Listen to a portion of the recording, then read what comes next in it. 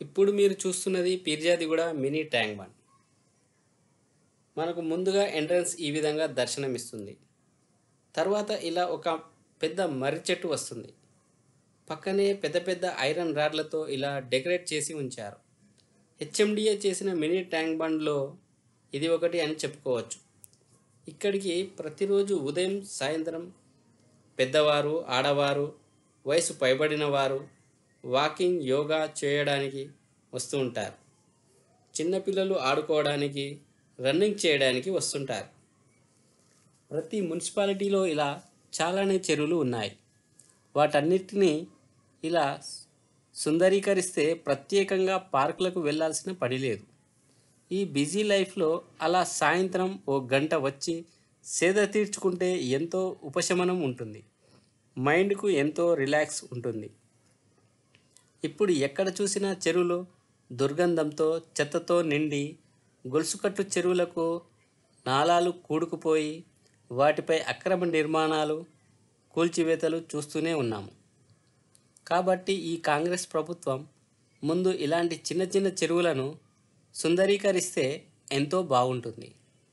ఇప్పటి తరం వారికి పక్షుల కిలకిలలు, నీటి గలగలలు, పచ్చటి చెట్టు నీడ, స్వచ్ఛమైన గాలి ఎంతో అవసరం. భవిష్యత్ తరాలను దృష్టిలో ఉంచుకొని పర్యావరణాన్ని కాపాడుకోవాల్సిన బాధ్యత ప్రతి ఒక్కరికి ఉంది. ఈ కట్టపై ఇలా వాకింగ్ చేసి, రన్నింగ్ చేసి అలసిపోయి ఉన్నవారికి మధ్య మధ్యలో సేద తీర్చుకునేందుకు అనువుగా అక్కడక్కడ కొన్ని కూర్చునేందుకు అనువుగా సీట్లను, అంటే రాతి కట్టడంతో ఏర్పాటు చేశారు.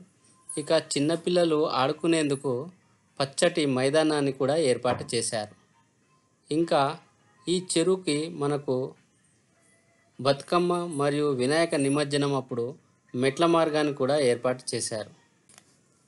ఇక ఈ కట్ట యొక్క వెనుక భాగం, అంటే ఈ చెరువు చుట్టూ వాకింగ్ ట్రాక్ ఏర్పాటు చేస్తే ఎంతో ఉపయోగకరంగా ఉంటుంది. ఈ పైభాగంలో ఈ పచ్చగా కనిపిస్తున్న ప్రదేశంలో చిన్నపిల్లలు ఆడుకుంటూ ఉంటారు, పెద్దలు యోగా చేస్తూ ఉంటారు. ఇక ఈ చెరువు యొక్క వెనుక భాగంలో మురికిగా కనిపిస్తున్న ఈ దృశ్యం ఇది కూడా డెవలప్ చేస్తే ఇంకా ఎంతో బాగుంటుంది. Thanks for watching. Please like, share, subscribe.